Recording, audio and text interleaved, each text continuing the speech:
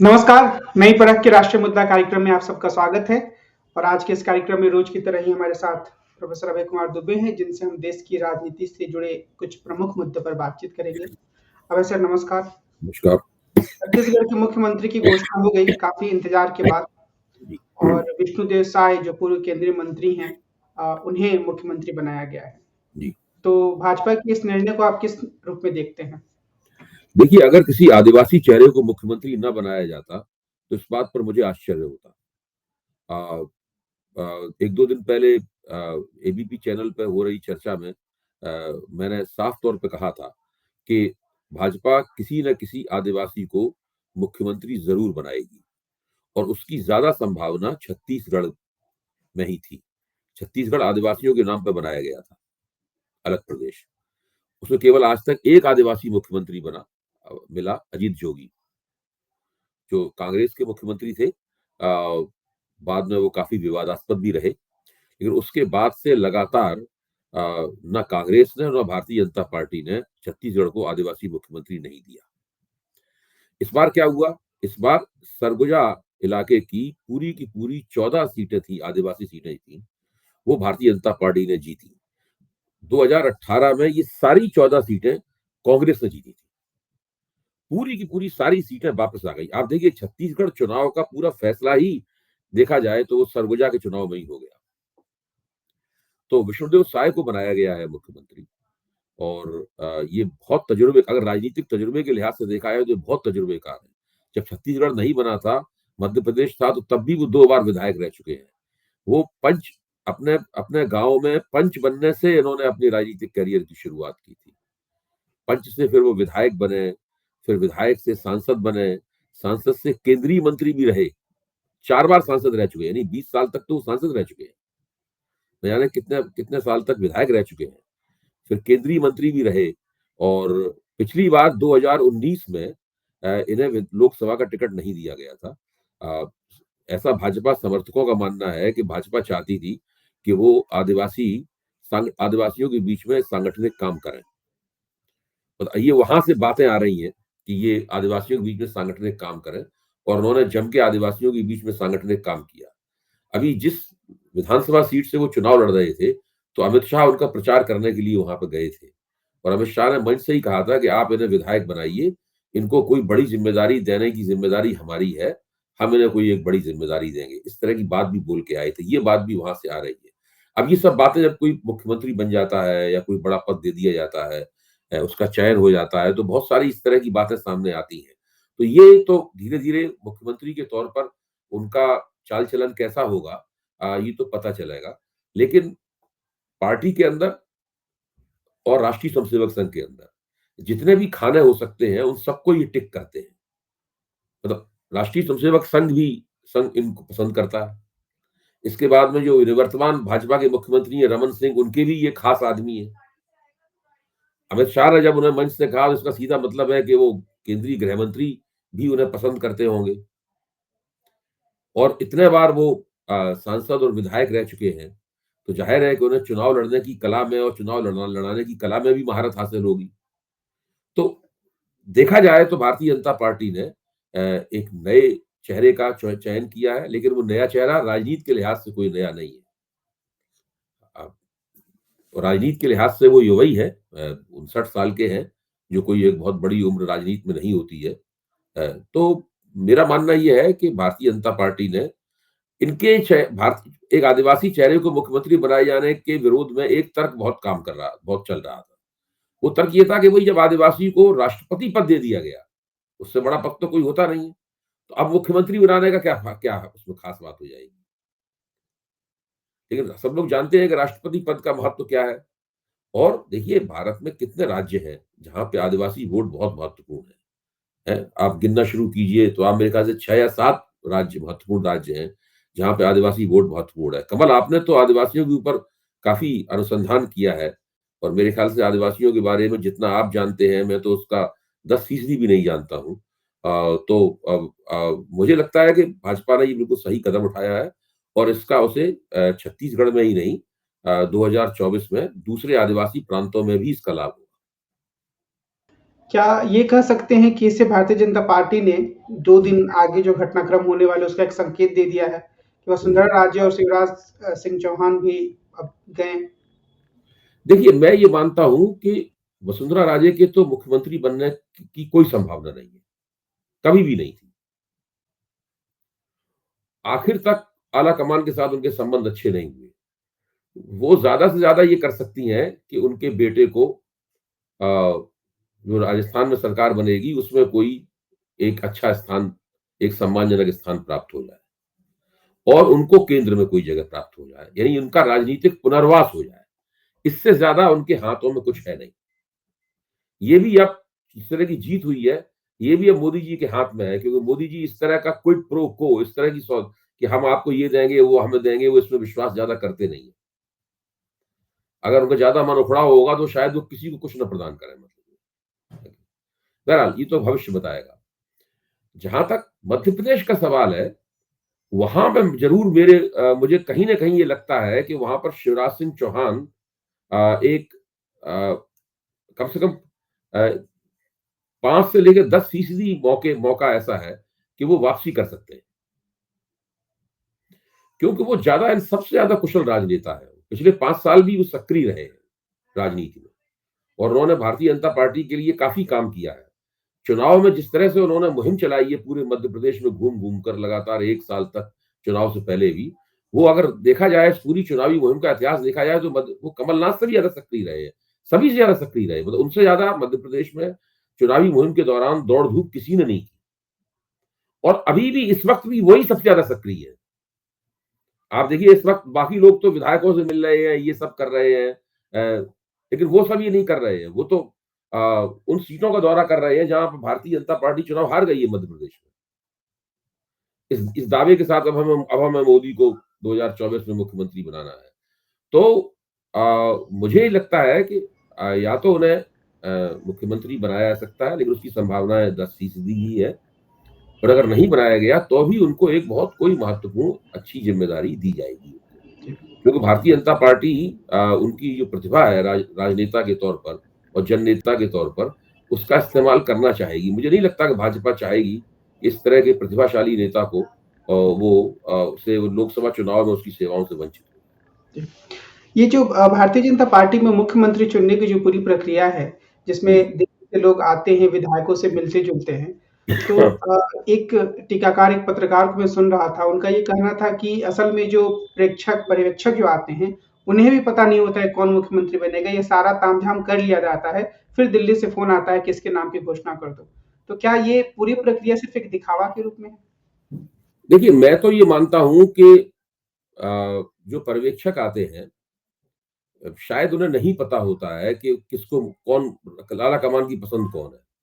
वो एक तरह से सर्वे कर्मचारी की तरह काम करते हैं। वो विधायकों से पूछते हैं भाई उनकी पसंद कौन है, उससे उन्हें एक अंदाजा हो जाता है कि किस नेता को, दौड़ में चल रहे जो विभिन्न नाम है उनके पक्ष में कितने विधायक हैं। फिर वो विधायकों से अपनी दूसरी तीसरी ऐसी पसंद भी पूछते होंगे कि भाई अगर आप ये नहीं बने तो ये आपकी आपकी जो सेकंड सेकंड प्रेफरेंस आपका क्या है, थर्ड प्रेफरेंस क्या है। इस तरीके से पूरा एक जो सर्वे के नियम होते हैं, एक तरह की नक्शा नवीसी हो जाती है कि कौन किस पायदान पे है। फिर वो नक्शा नवीसी पहुंचती है आला कमान के पास। फिर आला कमान देखता है कि उसकी जो सर्वोच्च पसंद है, जिसको वो बनाना ही चाहता है, वो इस पूरी नक्शा नवीसी में उसको कैसे फिट किया जाए।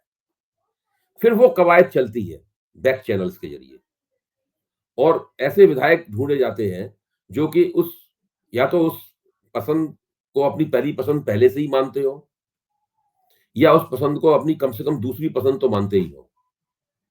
फिर उन विधायकों को मिला के एक ऐसा सीन बना लिया जाता है कि सब लोगों को लग जाता है कि भाई इसी आदमी के पक्ष में बहुत बड़ा बहुमत है, तो अब इसका विरोध करने का कोई मतलब फायदा नहीं है। तो सभी विधायक फिर जो बनने वाला है उसी के समर्थन में खड़े हो जाते हैं और वो चुन लिया जाता है। ये पर्यवेक्षकों का काम ये होता है। लेकिन क्या आज भारतीय जनता पार्टी के भीतर ये स्थिति है कि विधायक या पर्यवेक्षकों की जो राय है, उसकी सच में आलाकमान परवाह करे या ऐसा करता है, आपको लगता है? देखिए, जो लोकतंत्र भारत में जिस तरह का लोकतंत्र है, उसमें एक नेता और चमत्कारी और करिश्माई शख्सियत की उपस्थिति, जवाहरलाल नेहरू भी करिश्माई थे, इंदिरा गांधी भी करिश्माई नेता थी, नरेंद्र मोदी भी करिश्माई नेता माने जाते हैं, और राज्यों के स्तर पर भी बहुत सारे करिश्माई नेता हैं, जैसे कि एमजीआर, जयललिता, ये सब बहुत करिश्माई नेता ही थे। इस सब के बावजूद भी जो करिश्माई नेता होता है और जो लगभग पार्टी के तानाशाह की तरह भी काम कर सकता है, उसको भी लोगों की पसंद जो है वो कुछ ना कुछ ऐसा इस तरह से वो अपने निर्णयों का प्रबंधन करता है कि उसे लोगों की पसंद, उसकी राय ही लोगों की राय मानी जाए, और जब वो राय अपनी आखिरी बनाए तो लोगों को ये लगा कि भाई कुल मिला के उनकी बात भी मान ली गई। वरना जो नेता बिल्कुल किसी की बात नहीं मानता, वो बहुत दिनों तक फिर केवल किसी एक चुनाव में उसने करिश्मा दिखाया है, उसके आधार पर फिर टिक नहीं पाता, फिर वो अलगाव में पड़ता चला जाता है। जो नेता इन बातों को समझते हैं वो बड़ी खूबी के साथ लंबे अरसे तक राजनीति में टिके रहते हैं। मतलब आप अपनी बात मनवा भी लें और ये लोगों को लगे कि ये केवल इनकी बात नहीं, दूसरों की बात भी है। एक चीज और है कि भारतीय जनता पार्टी, जैसे आज रविवार का दिन है, तो आज ही के दिन वो तीनों प्रदेशों में घोषणा कर सकते थे, अलग अलग पर्यवेक्षक गए हैं, अलग अलग राज्य हैं, लेकिन वो 3 दिनों तक वो पूरा एक खेल, एक दृश्य चलाने का जो पूरा प्रबंध है वो किया गया है। तो क्या ये सब भी उनका मीडिया प्रबंधन की रणनीति मानी जानी चाहिए? इसमें ये सब तो हो ही सकता है, मतलब, लेकिन मुझे क्या लगता है कि मुख्यमंत्री चुनना एक काफी गंभीर कार्रवाई है, तो वो एक दिन ताकि आला कमान का और सारी जो उनके संसाधन है, सारा फोकस मतलब एक राज्य पे रहे, वो सफलतापूर्वक हो जाए, फिर दूसरे दिन दूसरे राज्य को इस तरह किया जाए। तो इसलिए ये मुझे ठीक लगता है, बजाय इसके कि आप जल्दबाजी में एक ही दिन में 3 घोषणाएं करें, मतलब जो है, और उसमें भाजपा चुनाव जीत चुकी है, ये तो उसके हाथ में है कि वो कितने दिनों तक अपना मीडिया सीन किस तरीके से बनाए। आज एक और राजनीतिक घटनाक्रम हुई जिसके बारे में मीडिया में थोड़ी चर्चा रही कि मायावती ने एक तरीके से अपनी पार्टी की बैठक में घोषणा कर दी कि जो उनके आकाश आनंद जिनके भतीजे हैं वो उनके उत्तराधिकारी होंगे। तो राजनीतिक स्तर पर इसका कोई मतलब है या फिर बस ये एक दिखावे की चीज भर है? एक बार पहले भी वो किसी को अपना उत्तराधिकारी बनाने की घोषणा कर चुकी है, फिर बाद में उन्होंने उत्तराधिकारी पद से उनसे छीन लिया था। नाम उनका अभी याद नहीं आ रहा शायद कोई जगजीवन राम करके विधायक थे। है। जी हाँ, देखिए, मायावती अपने राजनीतिक जीवन के आखिरी दौर में है, हालांकि उम्र उनकी इतनी ज्यादा नहीं है, लेकिन जिस तरह से उन्होंने अपनी राजनीति की है उससे धीरे धीरे वो घिसटते, मतलब उनका ग्राफ गिरते गिरते वहां पहुंच गया है कि अब उन्हें भी लगने लगा होगा कि उनके वजूद के ऊपर शंका है, और भारत और बहुजन समाज पार्टी तेजी के साथ फिसल रही है, रुकने का नाम नहीं ले रहा है, उसका उसका जो वो है वो रुकने का नाम नहीं ले रहा है। तो मायावती को ये भी लग रहा होगा कि हो सकता है कि अगर हम भाजपा की बात नहीं माने तो किसी दिन भारतीय जनता पार्टी अ, हमको भी बंद करके जेल भेज सकती है, कि उनके खिलाफ भी पूरी फाइल तो बनी हुई है, आय से अधिक संपत्ति का मुकदमा उनके सिर पे तलवार की तरह लटक रहा है, और अगर जिस दिन सरकार तय कर लेगी उस दिन उसमें मायावती को जेल भेजा जा सकता है। ये तमाम जो उत्तर प्रदेश के नेता हैं, दूसरे में और दूसरों का नाम नहीं लूंगा, वो सब जेल जा सकते हैं, क्योंकि सबके खिलाफ आय से अधिक इन लोगों ने जब ये सत्ता में थे अकूत पैसा कमाया है। ये जो एक साहू नाम के एक व्यापारी कम सांसद के यहाँ जो पैसा निकल रहा है, ये तो कुछ नहीं है उसके सामने जो उन लोगों ने कमाया है। अकल्पनीय है, मतलब आप उसकी कल्पना नहीं कर सकते क्या हुआ है पूरा।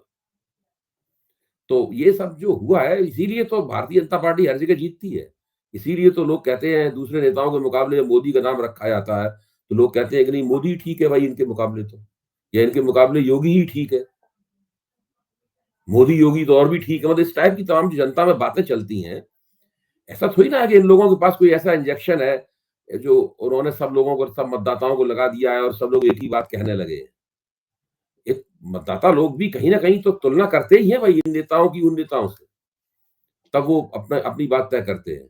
तो ये बहुत बुरी स्थिति है विपक्ष की, और मैं तो ये मानता हूं कि जब भी नरेंद्र मोदी को कोई चुनावी संकट आता है, चुनावी राजनीति में संकट आता है, विपक्ष अपनी विफलताओं और अपनी दूरंदेशी में अपनी कमी, अपनी रणनीति विहीनता, अपनी पहलकदमी में अपनी कमी के कारण उनको मजबूत वापसी का मौका देता है। ये मौका वो 2015 में दे चुका है। आपको ध्यान होगा कि 2015 में फरवरी में आम आदमी पार्टी ने दिल्ली में भाजपा का पूरी तरीके से सूपड़ा साफ कर दिया था। 2014 की मई में नरेंद्र मोदी सत्ता में आए थे और 2015 की फरवरी में दिल्ली में आम आदमी पार्टी ने भाजपा का सूपड़ा साफ कर दिया था और अक्टूबर नवंबर में महागठबंधन ने बिहार में भाजपा को बुरी तरह हरा दिया। यानी उनके मुख्यमंत्री और प्रधानमंत्री बनते ही पहला चुनावी संकट था उनके सामने। तो उनसे उनकी जो उसके तुरंत बाद मार्गदर्शक मंडल के नेताओं ने उनके खिलाफ एक पत्र लिख दिया। तो भाजपा में भगदड़ मच गई और उनकी नरेंद्र मोदी के नेतृत्व पर एक बड़ा सवालिया निशान लग गया। फिर क्या हुआ कि नरेंद्र मोदी को लगा कुछ ऐसा करना चाहिए इससे वो अपनी मजबूती दोबारा दिखा पाए। तो उन्होंने 2016 में नोटबंदी की घोषणा की, जो कि बहुत विवादास्पद कदम था। न भाजपा वाले भी नहीं समझ पा रहे थे कि ये पक्ष में जाएगा कि विपक्ष में जाएगा। वो आर्थिक रूप से तो विफल था ही, क्यों जिसका लक्ष्य थे उस लक्ष्यों को कभी पूरा नहीं कर पाया वो। लेकिन वो जनता से उससे बहुत तकलीफें हुई। उसके बाद 2017 में जब विधानसभा चुनाव हुआ उत्तर प्रदेश में, तो भाजपा के सभी नेताओं का मानना था कि चुनाव भाजपा के लिए बहुत मुश्किल होगा। भाजपा के एक बहुत बड़े नेता जो आज इसमें भाजपा में बहुत बड़े पद पे हैं, मैं बहुत बड़े पद जानबूझ के कह रहा हूं, उन्होंने मुझसे ये कहा था कि बहुत मुश्किल होगी चुनाव। एक नेता ने जो बहुत अच्छे ज्योतिषी भी हैं, उन्होंने तो बाकायदा ग्रह नक्षत्र बता के मुझसे कहा था, वो भी भाजपा के हैं। उन्होंने कहा था कि ये जीतना तो संभव है।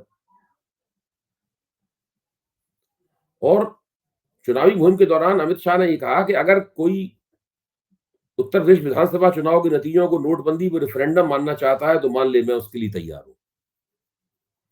तो वो सही मौका था कि अगर विपक्ष उस वक्त किसी तरीके से भाजपा को अच्छा प्रदर्शन करता, कितनी सीटें लाता वो बात दूसरी है, मतलब है, तो उससे स्पष्ट हो जाता कि देश की जनता नहीं चाहती है कि मोदी को खुला हाथ दिया जाए।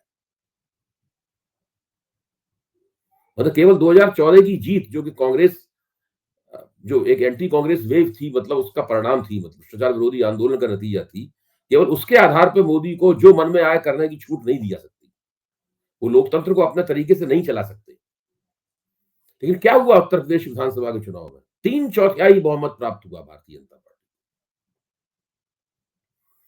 उसके बाद 2022 तक, मैं समझता हूं 2021-22 तक तो भाजपा ने मुड़ के नहीं देखा। फिर जो मोदी समर्थक दौर चलता रहा, उसको किसान आंदोलन ने तोड़ा। फिर किसान आंदोलन से जो माहौल पैदा हुआ, उसका भी लोग सफलतापूर्वक इस्तेमाल नहीं कर पाए। फिर आप देखिए 2022 में राहुल गांधी ने फिर अपनी भारत जोड़ो यात्रा निकाली, इससे कांग्रेस को थोड़ा सा उछाल मिला। फिर हिमाचल प्रदेश, दिसंबर में हिमाचल प्रदेश 2022 में भाजपा ने हारा, 2023 में कर्नाटक हारा, इससे फिर एक माहौल पैदा हुआ, फिर एक चुनावी संकट मोदी के लिए बना। और उन राज्यों में खास तौर से जहां पर एंटी इनकम्बेंसी भी थी, तो आप देखिए वहां पर क्या किया इन लोगों ने।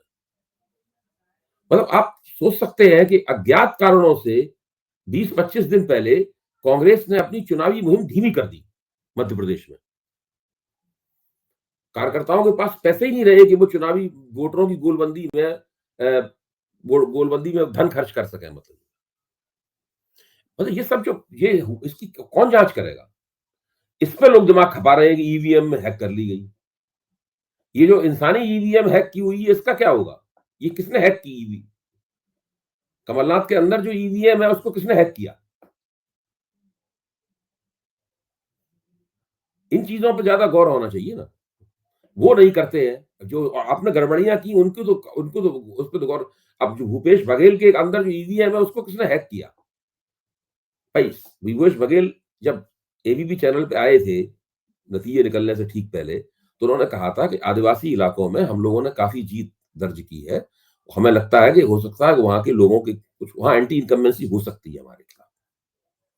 तो उसके लिए वो चिंतित थे। तो जब भूपेश बघेल को पता था, उन्हें पता था, दूसरों को भी पता होगा कि आदिवासी इलाकों में हमारे खिलाफ एंटी इनकम्बेंसी है, तो उन्होंने पूरे चुनाव के दौरान और उससे पहले कि कोई आदिवासी चेहरे को प्रोजेक्ट उन्होंने क्यों नहीं किया? वो खुद को आदिवासियों को नेता बताते रहे। भाई, भाजपा से ही पल्ला झाड़ के नंद कुमार साय आ गए थे उनके पास। कांग्रेस के पास अपने आदिवासी नेता भी हैं। इस साय बिरादरी के तो भाजपा ने मुख्यमंत्री बनाया है। नहीं किया उन्होंने, क्योंकि उन्हें लगा कि अगर हमने किसी आदिवासी को प्रोजेक्ट कर दिया और उसकी वजह से कुछ सीटें वीटें वहां जीत ली गई, तो ये मुख्यमंत्री पद के लिए हमारा प्रतिद्वंदी बन जाएगा। तो ये सब जो होता है ना, ये पार्टी धीरे धीरे करके अपनी कब्र खुद खोदती है। ये एक आखिरी सवाल कि जो राजनेता जैसे एक जेल जाने से जो डर की बात है, खासतौर पे अगर हम मायावती की बात लें या उत्तर प्रदेश के दूसरे नेताओं की, तो क्या इनसे कभी भी एक अच्छे विपक्ष के नेता के बनने की उम्मीद की जा सकती है? नहीं, बिल्कुल नहीं की जा सकती। देखिए, जब आपका पूरा लक्ष्य ही ये हो कि हम सत्ता में आएंगे और हम माल चांदी काटेंगे, पहला काम ये होता है आपका सत्ता में आने के बाद में कि आप ट्रांसफर और पोस्टिंग का उद्योग शुरू कर देते हैं। मुख्यमंत्री खुद खाता है, वो अपने मंत्रियों से कहता है कि तुम जो खाओ उसमें से इतना हमें दो।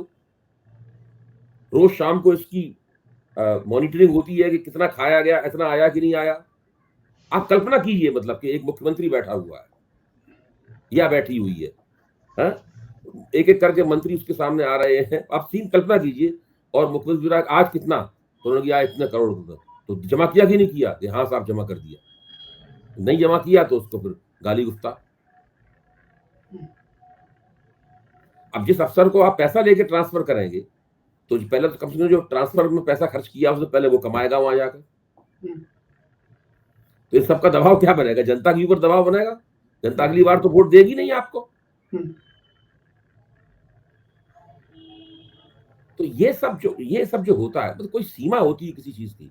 आप सामाजिक न्याय के नाम पर, कभी अंबेडकर के नाम पर, कभी डॉक्टर लोहिया के नाम पर, मतलब बहुत दिन हो ये चला, ऐसी बात नहीं है। मैं तो समझता हूं पूरा 80 का दशक, 90 का दशक और नई सदी का पहला दशक, नई सदी का दूसरा दशक भी इसी नाम पे चलता रहा।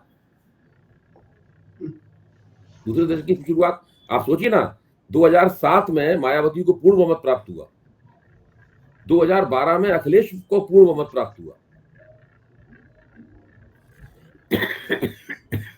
कितने दिन जनता ने इन लोगों का साथ दिया। बातचीत को आज विराम देते हैं, लेकिन मेरे मन में आखिर में एक सवाल यही था कि वर्तमान दौर में हम ये नहीं कह सकते हैं कि जो वर्तमान निजाम है या जो भारतीय जनता पार्टी का शासन है या आरएसएस के जो प्रभावी लोग हैं, वो इस तरह से बिल्कुल इन बातों से बिल्कुल मुक्त हैं। मतलब वहां भी कई स्तरों पर भ्रष्टाचार दिखता है और आसपास भी दिखता है कि ऐसे लोग संलिप्त हैं। शायद उनका मामला सामने नहीं आ रहा है अभी, ये मेरा कहना है कि इन नेताओं की, जो अतीत के नेता हैं, उनकी आलोचना करने का मतलब ये नहीं है कि हम लोग भाजपा के और उनके निजाम की तारीफ कर रहे हैं, या हम ये कह रहे हैं कि ये कोई आदर्श सरकार चला रहे हैं, इन्होंने राम राज्य की स्थापना कर दी है, ऐसा कुछ नहीं। हम लोग तो उनके आलोचक के तौर पर जाने जाते हैं और जाने जाते रहेंगे। प्रश्न मेरे सामने ये होता है, और मैं चाहता हूं दूसरे लोग भी इसे सोचें कि आखिरकार जनता इनको बार बार क्यों पसंद कर रही है। आखिरकार क्या है? या तो आप वोटरों पर शक करेंगे, या आप चुनाव प्रणाली के ऊपर शक करेंगे, या तो आप कहेंगे कि वोटर जो है समझदार नहीं है, उल्लू बन रहे हैं बार बार। उल्लू वोटर एक बार बन सकता है, 2 बार बन सकता है, 3 बार बन सकता है, बार बार थोड़ा बन सकता है वोटर उल्लू। और या चुनाव प्रणाली में कहीं साजिश हो रही है, ईवीएम हैक हो रही है। देखिए, ये केवल ये नहीं है कि हिंदू वर्सेस मुसलमान करके चुनाव जीत लिया गया, केवल ये नहीं है कि ईवीएम हैक करके चुनाव जीत लिया गया, केवल ये नहीं है कि मोदी जी ने मैजिक लगा के चुनाव जीत लिया। भाई आखिरकार ऐसा क्यों है कि राजस्थान में जिन समुदायों ने 2018 में कांग्रेस को पूरी तरीके से वोट किया था, इस बार भाजपा को वोट किया? जाटों ने कांग्रेस को वोट नहीं दिया, गुर्जरों ने कांग्रेस को वोट नहीं दिया, आदिवासियों ने कांग्रेस को वोट नहीं दिया। तो अब कांग्रेस कैसे जीतेगी? राजपूतों ने कांग्रेस को वोट नहीं दिया, और मैं एक और समुदाय याद आ गया मुझे, और इनके ही वोट पूरे राजस्थान में भरे पड़े हैं।